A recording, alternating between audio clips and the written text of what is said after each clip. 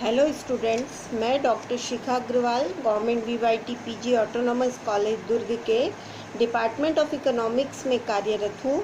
मैं आज इस वीडियो में एमए फोर्थ सेमेस्टर के paper public economics third paper है कि फोर्थ यूनिट के चैप्टर के अंतर्गत analysis of central government budget 2020-21 पर चर्चा करूँगी। इसमें स्टूडेंट्स आपको 2020-21 के बजट की विशेषताओं के मुख्य बिंदु भी मिलेंगे। तो 20-21 के बजट पर चर्चा करने से पहले हम थोड़ा ये देखें कि बजट क्या है। मैं इसे आपको ब्रीफ में बताऊंगी और सरल शब्दों में बताऊंगी। तो साथियों, आज सरकारी बजट सार्वजनिक अर्थव्यवस्था का केंद्र बिंदु है। क्यों? क्योंकि यह सामाजिक तथा आर्थिक विकास का केंद्र बिंदु है। किंतु एक समय ऐसा था जब बजट को केवल एक रिपोर्ट समझा जाता था। ये फ्रांसीसी शब्द है जिसका अर्थ है चमड़े का थैला, ये आपको पता है। किंतु धीरे धीरे इसके मायने बदलते गए। प्रोफेसर टेलर के अनुसार बजट सरकार की मास्टर वित्तीय योजना है। वहीं बेस्टेबल कहते हैं बजट से तात्पर्य किसी अवधि के वित्तीय प्रबंध से होता है। प्रोफेसर ग्लैडस्टोन का कहना है, जिन्होंने एक विस्तृत परिभाषा दी है, बजट सिर्फ गणित नहीं बल्कि हजारों तरीकों से वह व्यक्तियों की उन्नति के लिए दुर्लभ साधनों को किस प्रकार प्राप्त किया जाता है यह बताता है। तो साथियों, यहाँ याद रहे कि बजट संपूर्ण अर्थव्यवस्था की बैलेंस शीट नहीं है, क्योंकि इसमें संपूर्ण देश की वित्तीय स्थिति का चित्र प्रस्तुत नहीं किया जा सकता, बल्कि किसी एक वर्ष में सरकार की आय व्यय का ब्यौरा रहता है। ठीक है साथियों, अर्थात मैंने बोला कि किसी एक वर्ष में सरकार की आय व्यय का ब्यौरा रहता है, या हम यूँ कहें कि सरकारी बजट एक वित्तीय योजना है जिसमें सरकार की आय और व्यय शामिल होते हैं। और ये आय व्यय का ब्यौरा सामान्यतः एक दस्तावेज में रहता है जिसे हम बजट कहते हैं।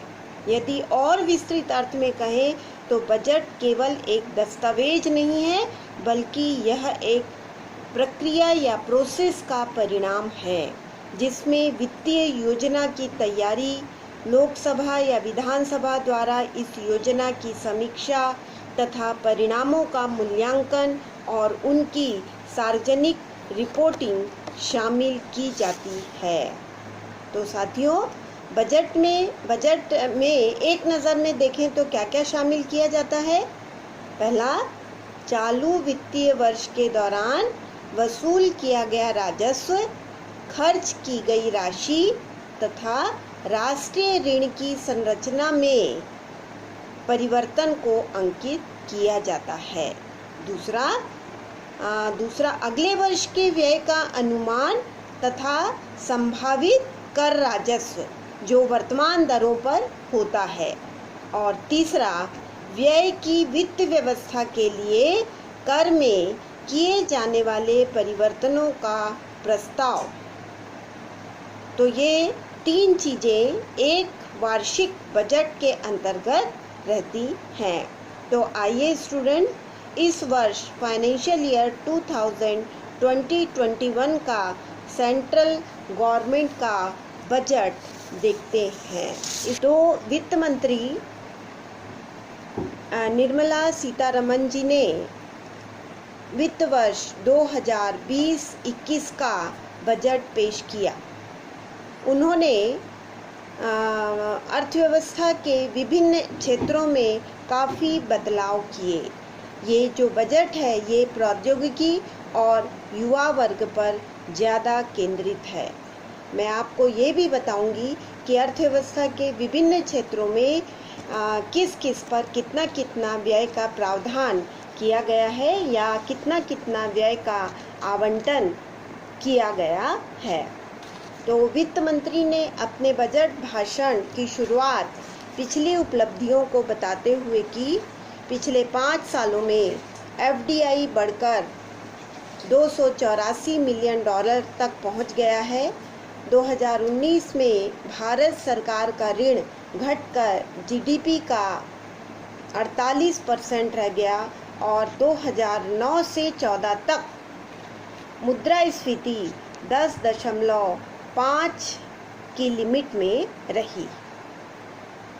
ठीक है, तो अब उन्होंने यह भी कहा कि अब हम विश्व की 5वीं सबसे बड़ी अर्थव्यवस्था हो गए हैं।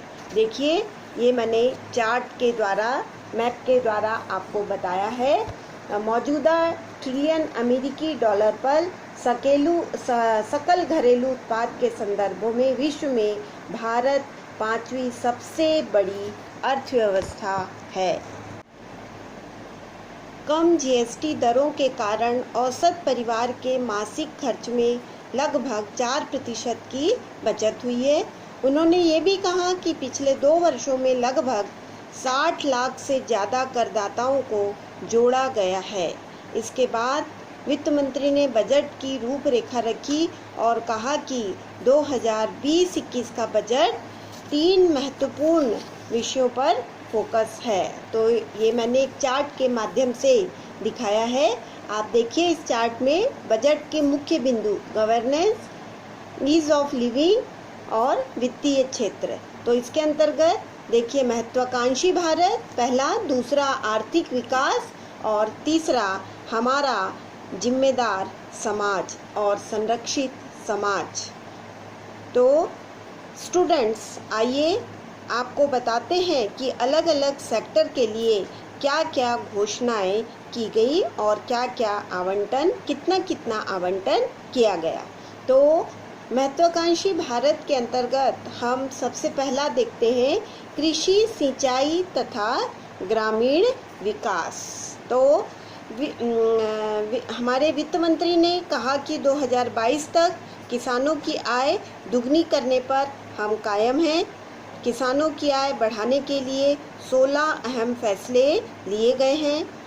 कृषि मंडियों के कामकाज में सुधार की ज़रूरत है। हम सतत क्रॉपिंग, सस्टेनेबल क्रॉपिंग पैटर्न पर काम कर रहे हैं। इसके साथ साथ हमारा खास फोकस दलहन पर है। PM किसान योजना का लाभ किसानों को लगातार मिल रहा है। इसके बाद PM कुसुम में स्टैंड अलोन सोलर पंप हेतु 20 लाख किसानों को शामिल किया जाएगा और ग्रिड से जुड़े पंपों के लिए कितनी राशि दी है? 15 लाख राशि नहीं, 15 लाख किसानों को शामिल किया जाएगा। उन्होंने यह भी कहा कि 2020-21 के बजट में 100 सूखाग्रस्त जिलों का अलग से विकास किया जाएगा। सिंचाई व ग्रामीण विकास योजना के लिए 3 लाख करोड़ रुपए का आवंटन किया गया है।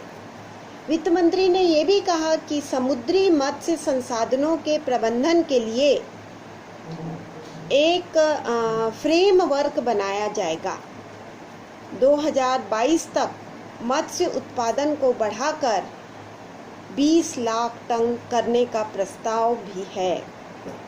इसके साथ साथ 2025 तक मवेशियों में FMD तथा ब्रूसलोसिस तथा भेड़ और बकरियों में PPR को समाप्त करना। 2025 तक दूध प्रसंस्करण क्षमता दुगना करना। 2020-21 के लिए 15 लाख करोड़ रुपए का कृषि ऋण का लक्ष्य भी रखा गया है। इसके अलावा कृषि, सिंचाई और ग्रामीण विकास के लिए उन्होंने कहा कि बैकवर्ड लिंकेज के रूप में ग्राम भंडार स्कीम स्व सहायता समूह के द्वारा चलाने का प्रस्ताव है।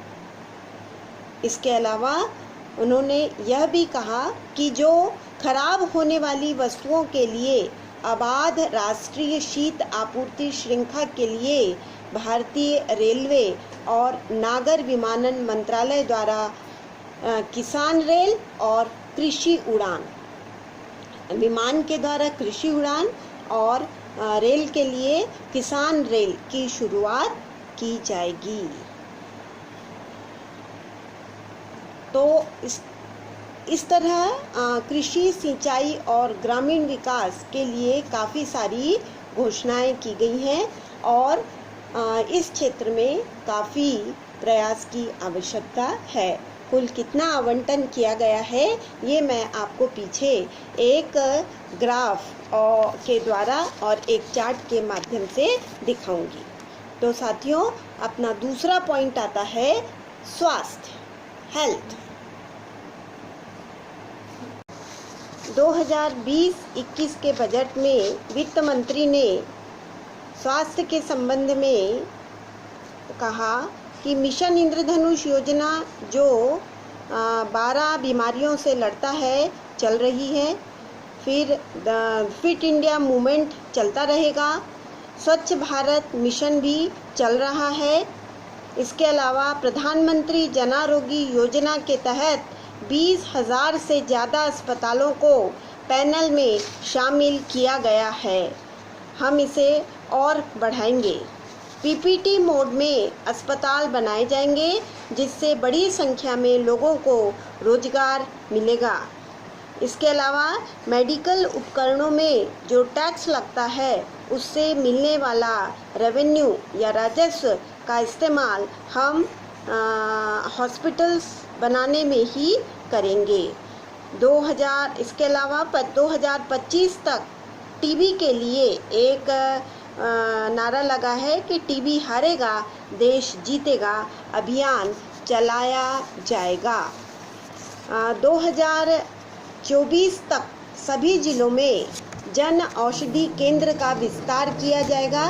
स्वास्थ्य क्षेत्र के लिए 69,000 करोड़ रुपए का प्रावधान किया गया है। तो साथियों, स्वास्थ्य के क्षेत्र में भी काफ़ी सुधार किए जाएंगे। अपना अगला पॉइंट आता है शिक्षा और कौशल। शिक्षा और कौशल के संबंध में 2020-21 में वित्त मंत्री ने कहा कि नई शिक्षा नीति की घोषणा जल्दी की जाएगी।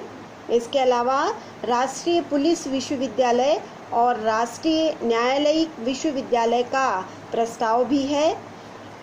2020-21 में शिक्षा के क्षेत्र में 99,300 करोड़ रुपए का प्रस्ताव है। इसके अलावा कौशल विकास के लिए 3,000 करोड़ रुपए का प्रस्ताव भी अलग से रखा गया है।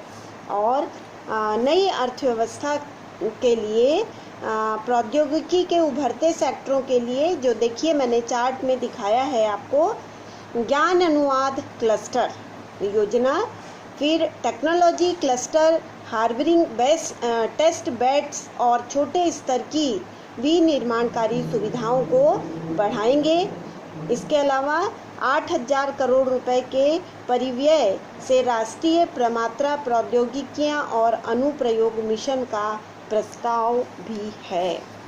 तो इस तरह ये शिक्षा और कौशल के लिए 2020-21 के बजट में आवंटन किया गया और कहा गया। अगला पॉइंट हमारा आता है इंफ्रास्ट्रक्चर, अधोसंरचना।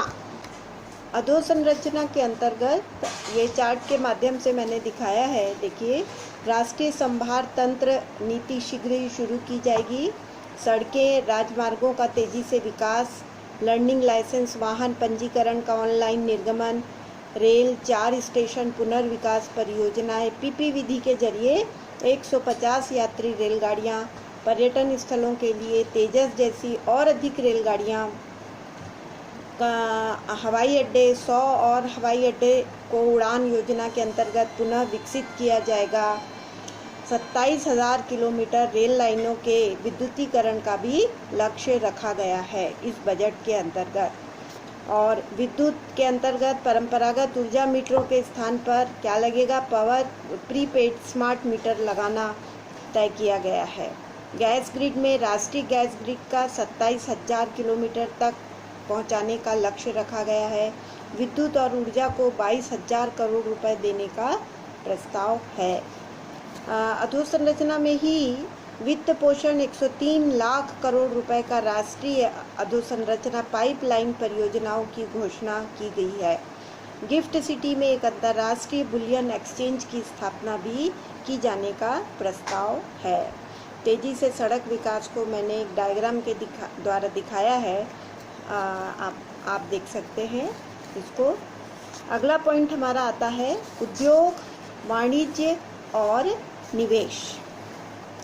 तो उद्योग के अंतर्गत मोबाइल फ़ोन, इलेक्ट्रॉनिक उपकरण, ये भी चार्ट में आप देखिए, और सेमीकंडक्टर पैकेजिंग के विनिर्माण को बढ़ावा देने की योजना है। 4 वर्ष तक की अवधि के लिए राष्ट्रीय तकनीकी कपड़ा मिशन उद्योग व वाणिज्य के विकास संवर्धन के लिए 27,300 करोड़ का प्रस्ताव रखा गया है। ये अंतिम छोर तक सुविधा प्रदान करने के लिए निवेश क्लियरेंस प्रकोष्ठ की एक स्थापना की जाएगी। इसके अलावा ट्रेड्स के माध्यम से MSME की बीजक वित्त पोषक का विस्तार, निर्यात बाज़ारों में MMME में की सहायता प्रदान करने के लिए एक्सिम बैंक और स्वीडी द्वारा योजना का शुभारंभ। तो इसी के साथ मैंने कॉरपोरेट कर की दरों में जो कटौती की गई है उसको बार डायग्राम के द्वारा दिखाया है। आप देखेंगे कि यहाँ हमारी कॉरपोरेट दर जो है वो एकदम कम हो गई है, जिससे कि लोगों को लाभ पहुँचेगा। हमारा अगला पॉइंट आता है ध्यान रखने वाला समाज। कौन कौन सा? महिला और बाल समाज कल्याण, संस्कृति और पर्यटन, पर्यावरण और जलवायु परिवर्तन। तो सबसे पहले हम लेते हैं महिलाएं। महिलाओं के अंतर्गत 2020-21 के बजट में जो प्रावधान है वो 6 लाख से अधिक आंगनबाड़ी कार्यकर्ताओं को स्मार्टफोन देने का लक्ष्य रखा गया है।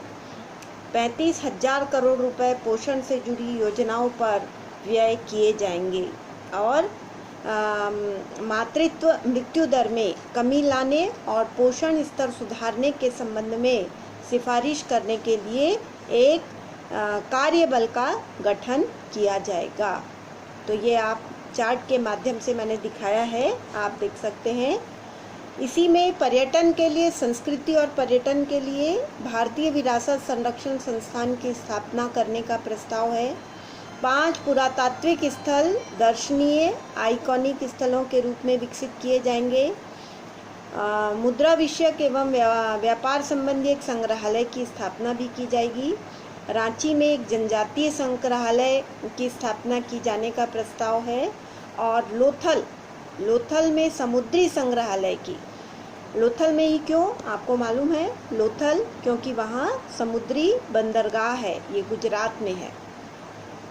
इसी में हमारा ध्यान रखने वाले समाज या ध्यान रखने वाले प्रकृति भी है, जिसके अंतर्गत पर्यावरण और जलवायु परिवर्तन। इसके अंतर्गत आपदा समुत्थान अवसंरचना सम्मेलन का सितंबर 2019 में शुभारंभ किया गया था, जिसके अंतर्गत अनेक निर्णय लिए गए और इसके साथ साथ 1 मिलियन से अधिक आबादी वाले नगरों में अधिक स्वच्छ हवा के लिए योजनाएं लागू करने वाले राज्यों को प्रोत्साहन दिया जाएगा।